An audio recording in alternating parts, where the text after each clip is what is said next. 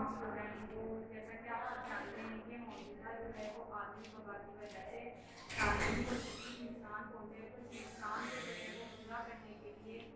इस नुकसान को जो है वो पूरा करने के लिए हमने एक ये स्टेप उठाया है कि हम बाकायदा तौर पर जो है वो ऑनलाइन क्लासेस का आगाज़ करें या किसी ना किसी हद तक जो है वो हम आपके पास जो है वो अपना लेक्चर डिलीवर कर सकें।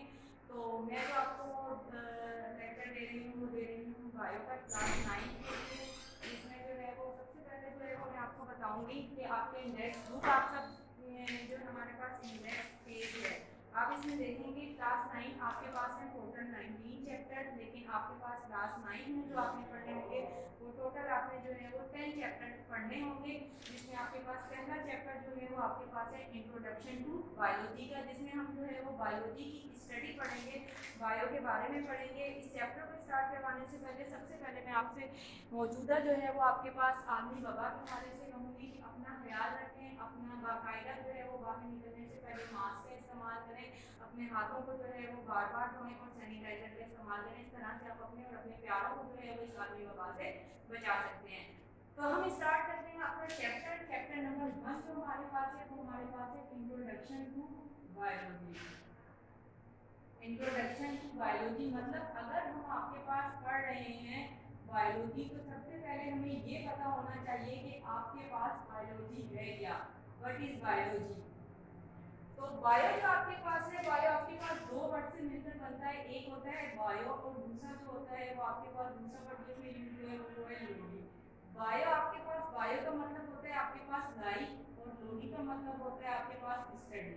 तो इसका मतलब है आप इस बायोलॉजी से ही जो है वर्ड से ही बायोलॉजी की डेफिनेशन निकाल सकते हैं कि study of life is called biology. अब आपके पास लाइफ क्या है, लाइफ आपके पास है आपका सांस लेना, आपकी बॉडी के अंदर आपके ब्लड का जो है वो मूव करना, आप ट्रांसपोर्टेशन का अमल होना आपकी बॉडी के अंदर, या किसी भी जो है वो अगर आपके पास इस ज़मीन में पाए जाने वाले किसी भी आपके पास जो है वो मटेरियल के अंदर वो सांस ले रहा है, उसके अंदर ब्लड की जो है वो सर्कुलेशन हो रही है, वो एक्सक्रीशन कर रहा है, तो इसका मतलब है उसके अंदर लाइफ पाई जाती है और वो आपके पास लिविंग है। क्योंकि लाइफ जो होती है वो आपके पास सिर्फ उनके अंदर ही पाई जाती है जो आपके पास लिविंग है, और लिविंग ही ये तमाम काम करते हैं। मतलब वो आपके पास जो 10 सिस्टम है, 11 सिस्टम है, उन 10 या 11 सिस्टम में से किसी एक सिस्टम का भी जो है वो आपके पास किसी के अंदर पाया जाना जो है वो आपके पास ये इंडिकेट करता है कि वो आपके पास लिविंग है, that means he possess life. ठीक है, तो सबसे पहले ये था। अब आपके पास आता है बायोलॉजी की दो मेन ब्रांचेज हैं। अब बायो की दो मेन ब्रांचेज आपके पास कौन कौन सी हैं? एक आपके पास जो ब्रांच है वो आपके पास कहलाती है जियोलॉजी, और दूसरी ब्रांच जो आपके पास बायो की है वो आपके पास कहलाती है बॉटनी। और एक और इसी के साथ हम जो है वो स्टडी करते हैं वो आपके पास बायो की ब्रांच जो है वो आपके पास क्या कहलाती है? माइक्रोबायोलॉजी कहलाती है। ठीक है, अब आपके पास ज़ूलॉजी, ज़ू का मतलब होता है एनिमल, तो इसका मतलब है ज़ूलॉजी आपके पास बायो की वो ब्रांच है जिसमें हम एनिमल्स की स्टडी करते हैं। बॉटनी आपके पास बायो की वो ब्रांच है जिसमें हम प्लांट्स के बारे में स्टडी करते हैं। And here is microbiology, micro का मतलब आपके पास होता है स्मॉल या आपके पास होता है टीनी। तो इसका मतलब ये है कि माइक्रोबायोलॉजी में हम उन ऑर्गेनिजम्स की स्टडी करते हैं जिनको हम अपनी आम आँख से नहीं देख सकते, जो बहुत ज़्यादा आपके पास स्मॉल होते हैं और उन्हें माइक्रो ऑर्गेनिज्म कहा जाता है। तो study of micro organism is called microbiology. ये जो है ये आपके पास क्या है? माइक्रो ऑर्गेनिजम्स की स्टडी है। अब अगर आप लोग अपनी बुक देखें, बुक के पेज नंबर 3 को देखें तो आपको वाज़ेह तौर पर नजर आ रहा है कि आपके पास इसमें आपको बायोलॉजी उसकी ब्रांचेस के बारे में बताया गया, उसके बाद आपको जो है वो पुरानी आयात मतलब पुराने पाक से कुछ जो है वो आयात लेकर आपको जिंदगी के बारे में बताया गया है कि जिंदगी जो है वो हमारे किस तरह से जो है वो रिलेट करती है। तो इसमें आपके पास कुछ पुरानी आयात दी गई हैं और उनके तर्जुमे दिए गए हैं। आप अपनी बुक का पेज नंबर निकालेंगे 4, अरबी दी गई है, उसकी ट्रांसलेशन दी गई है। आपने अरबी पढ़ी, जैसे पहले दी गई है कि made every living thing of water will they not then leave, मतलब हमने हर चीज को जो है वो पानी से पैदा किया है और क्या ये लोग ईमान नहीं रखते? इस तरह आपके पास जो है वो मतलब वो बता रहे हैं पानी आपके पास क्या है, पानी आपके पास जो है वो लिविंग ऑर्गेनिज्म की जरूरत है। और इसमें आपको बताया गया है कि हमने हर लिविंग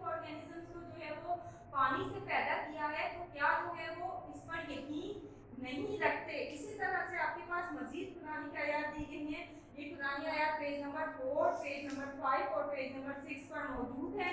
इनको आपने पढ़ना है, इनकी ट्रांसलेशन पढ़नी है और ट्रांसलेशन के साथ साथ जो है वो आपके पास इनकी ट्रांसलेशन के साथ साथ कुछ इनकी एक्सप्लेनेशन दी गई है।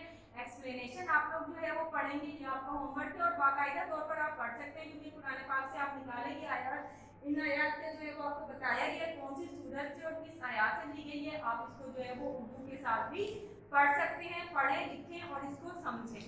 इसके बाद आपके पास अगला आता है ब्रांचेस ऑफ बायोलॉजी कि आपके पास अब मजीद बायो में देखिए हर फील्ड में आपके पास स्कोप होती है कि आपने जो है वो मजीद जो है वो आप उस फील्ड में जो है वो किस चीज में जो है वो स्पेशलाइजेशन जो है वो कर सकते हैं या स्पेशलिस्ट हो सकते हैं। तो आपके पास अगर हम बात करें मजीद ब्रांचेस, वो तो मेन ब्रांचेस थी बायोलॉजी की आपके पास तीन। अब जो जितनी भी ब्रांचेस होंगी ना वो इन तीनों ब्रांचेस से मिलकर आपके पास जो है वो बनी हुई होंगी। आया वो प्लांट से रिलेटेड होंगी, माइक्रो ऑर्गेनिज्म से रिलेटेड होंगी या एनिमल या ह्यूमन से रिलेटेड होंगी। ठीक है, तो अब आपके पास टोटल मजीद पेज नंबर आपके 7 में जो ब्रांचेस दी गई हैं वो आपके पास मजीद 13 ब्रांचेस दी गई हैं, जिसमें आपके पास पहली जो ब्रांच दी गई है आपको वो आपको दी गई है मॉर्फोलॉजी। और मॉर्फोलॉजी आपके पास जो ब्रांच होती है वो आपके पास होती है किसी भी लिविंग ऑर्गेनिजम्स की एक्सटर्नल स्टडी जो आपके पास कहलाती है वो आपके पास क्या कहलाती है? मॉर्फोलॉजी। एक्सटर्नल स्टडी में अब आपके पास क्या आता है? मिसाल के तौर पर अगर हम एक्सटर्नल स्टडी इंसानों की करना चाह रहे हैं, इंसान की स्किन, एक्सटर्नल स्टडी हेयर के बारे में पढ़ना, एक्सटर्नल स्टडी जो है वो कहलाता है वो क्या रखते हैं? अगर हम पौधों के बारे में पढ़ रहे हैं तो पौधों के जो है वो तने, पौधों के पत्ते, ठीक है, ये तमाम जो होता है वो उसके एक्सटर्नल फीचर्स होते हैं, तो उनके बारे में पढ़ना आपके पास क्या कहलाता है? मॉर्फोलॉजी। उसके बाद आपके पास अगली जो, अच्छा अगर हम एक्सटर्नल पढ़ रहे हैं तो इसका मतलब है हमारे पास एक ऐसी ब्रांच भी होगी जिसमें हम लिविंग ऑर्गेनिजम्स की जो है वो इंटरनल स्टडी को जो है वो पढ़ते होंगे। तो इंटरनल स्टडी की जो हम बायो में जो है वो पढ़ते हैं वो आपके पास क्या कहलाती है? ब्रांच एनाटॉमी कहलाती है। उसके बाद नेक्स्ट ब्रांच जो आपको दी गई है वो आपको दी गई है हिस्टोलॉजी। नेक्स्ट ब्रांच जो आपको दी गई है वो आपको क्या दी गई है? हिस्टोलॉजी दी गई है। और हिस्टोलॉजी आपके पास होती है, इसमें हम क्या पढ़ते हैं? इसमें हम टिश्यूज को पढ़ते हैं, लिविंग ऑर्गेनिजम्स के टिश्यूज के बारे में पढ़ते हैं। नेक्स्ट जो आपको ब्रांच दी गई है वो आपको ब्रांच दी गई है साइटोलॉजी। और इस साइटोलॉजी को जो है वो सेल बायोलॉजी भी कहा जाता है और इसमें हम लिविंग ऑर्गेनिजम्स के जो है वो सेल्स के बारे में पढ़ते हैं। तो ये ब्रांच जो है वो आपके पास क्या है? Study of cell. सेल आप सब जानते हैं जैसा कि cell is the basic unit of life. बगैर सेल के हमारी जिंदगी का जो है वो कोई वजूद नहीं है, क्योंकि लिविंग ऑर्गेनिज्म के अंदर हर स्ट्रक्चर उसका जो बना हुआ है वो किस तरह से बना हुआ है? सेल से बना हुआ है। तो उसकी स्टडी भी जो है वो लिविंग ऑर्गेनिज्म के अंदर लाजमी है। तो उसको सेल को जो हम स्टडी करते हैं बायो की जिस ब्रांच में वो आपके पास कहलाती है साइटोलॉजी। साइटोलॉजी के बाद अगली जो आपको दी गई है वो आपको दी गई है फिजियोलॉजी। फिजियोलॉजी आपके पास जो ब्रांच है उसमें हम जो स्टडी करते हैं वो हम स्टडी करते हैं आपके पास फिजियोलॉजी में हम फंक्शंस की स्टडी करते हैं। और फंक्शंस क्या है? फंक्शंस मतलब डिफरेंट पार्ट्स के फंक्शन। ह्यूमन बॉडी के जो है वो ह्यूमन बॉडी या किसी भी लिविंग ऑर्गेनिज्म के जो डिफरेंट पार्ट्स हैं उनके फंक्शन क्या है? जैसे मिसाल के तौर पर आपकी बॉडी के अंदर किडनीज का काम क्या होता है? वेस्ट प्रोडक्ट को रिमूव करना बॉडी से। हार्ट का क्या काम होता है? हार्ट का काम होता है ब्लड को प्रॉपर रेगुलेट करना और पंप करना, ठीक है, उसको ऑक्सीजनेट करना। तो ये तमाम फंक्शन है, क्योंकि देखिए बॉडी के अंदर जितने भी आपके पास पार्ट पाए जाते हैं उनका कोई ना कोई फंक्शन होता है। जैसे स्किन का क्या फंक्शन होता है कि हमें जो है वो एक्सटर्नल एनवायरनमेंट से बचाना, गर्मी है तो स्वेटिंग के जरिए जो है वो हमारी बॉडी को कूल रखना। ये तमाम जो होता है इसी तरह से जानवरों के अंदर भी पाए जाते हैं, इसी तरह से पौधों के अंदर भी। जैसे मिसाल के तौर पर तना पाया जाता है, तो जब तना पाया जाता है तो उस तने का क्या फंक्शन है कि वो पौधे को सहारा देता है, पौधे को सहारा देता है, ये उसका फंक्शन है। तो इसको हम किसमें स्टडी करते हैं? फिजियोलॉजी में स्टडी करते हैं। उसके बाद नेक्स्ट जो आपको ब्रांच दी गई है वो आपको ब्रांच दी गई है इकोलॉजी की। इकोलॉजी की ब्रांच आपको दी गई है जिसमें आपने पढ़ना जो होता है वो आपने इन्वायरमेंट की स्टडी है। मतलब ये कि कि आपके पास किसी भी लिविंग ऑर्गेनिज्म का उसके इन्वायरमेंट से क्या ताल्लुक है, इन्वायरमेंट किसी लिविंग ऑर्गेनिज्म पर किस तरह से असरअंदाज होता है और वो क्या तब्दीलियां करता है। जैसे मिसाल के तौर पर इन्वायरमेंट में सर्दी बहुत ज़्यादा होती है तो हम गर्म कपड़े पहनते हैं, गर्मी बहुत ज़्यादा होती है तो हम जो है वो बार बार जो है वो पानी का इस्तेमाल करते हैं।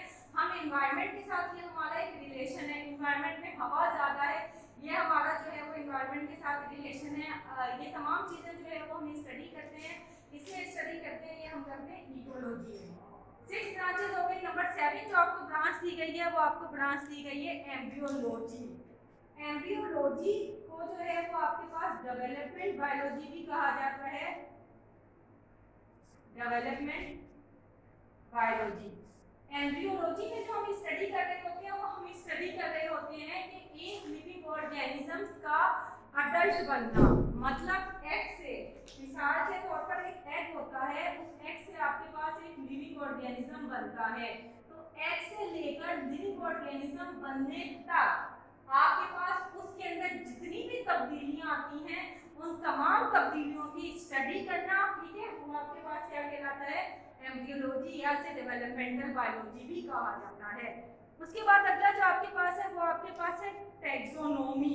टैक्सोनॉमी में हम पढ़ते हैं क्लासिफिकेशन के बारे में, लिविंग ऑर्गेनिज्म को किस तरह से क्लासिफाई किया जा सकता है। मिसाल के तौर पर देखिए, हम इंसान है, ठीक है, जानवर है लिविंग ऑर्गेनिजम्स, प्लांट भी लिविंग ऑर्गेनिजम्स है, माइक्रो ऑर्गेनिजम्स भी लिविंग ऑर्गेनिजम्स हैं, ठीक है। तो हम तमाम को लिविंग ऑर्गेनिजम्स में पढ़ सकते थे, लेकिन हमने उनको मजीद क्लासिफाई कर दिया, मजीद क्लासिफाई किया ह्यूमन बींग्स में, प्लांट्स में, एनिमल्स में, माइक्रो ऑर्गेनिज्म में। क्यों हमने जो है उनको क्लासिफाई किया? क्लासिफाई करने का मकसद ये था ताकि हम उसको बेहतर तरीके से पढ़ सकें। हमने इंसानों का लेकर किया तो हम इंसानों की कैरेक्टरिस्टिक को बेहतर तरीके से पढ़ सकते हैं, जानवरों की कैरेक्टरिस्टिक्स को बेहतर तरीके से पढ़ सकते हैं, माइक्रो ऑर्गेनिज्म की कैरेक्टरिस्टिक को बेहतर तरीके से पढ़ सकते हैं। और मजीद हमने इनमें क्लासिफिकेशन की है। माइक्रो ऑर्गेनिज्म आपके पास वायरस हैं, बैक्टीरिया हैं, मुख्तलिफ तरह की, ताकि हमें जो है पढ़ने में आसानी हो और हम मजीद चीज़ों को जो है वो बेहतर तरीके से समझ सकें। तो टैक्सोनॉमी में जो हम पढ़ते हैं वो हम पढ़ते हैं लिविंग ऑर्गेनिजम्स की क्लासिफिकेशंस के बारे में।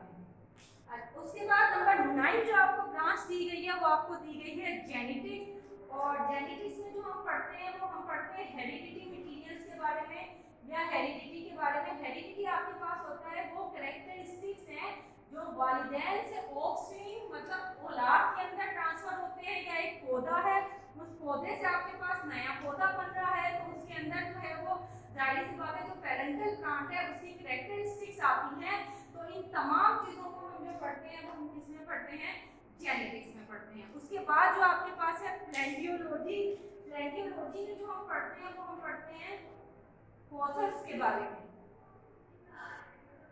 फॉसिल्स आपके पास पुराने जितने भी लिविंग ऑर्गेनिजम्स होते हैं जो कि मर चुके होते हैं, डेड ऑर्गेनिजम्स होते हैं, फॉसिल की शक्ल में आ जाते हैं, उनमें हम जो है वो प्लेंटियोलॉजी के वो हमारे पास ब्रांच प्लेंटियोलॉजी कहलाती है।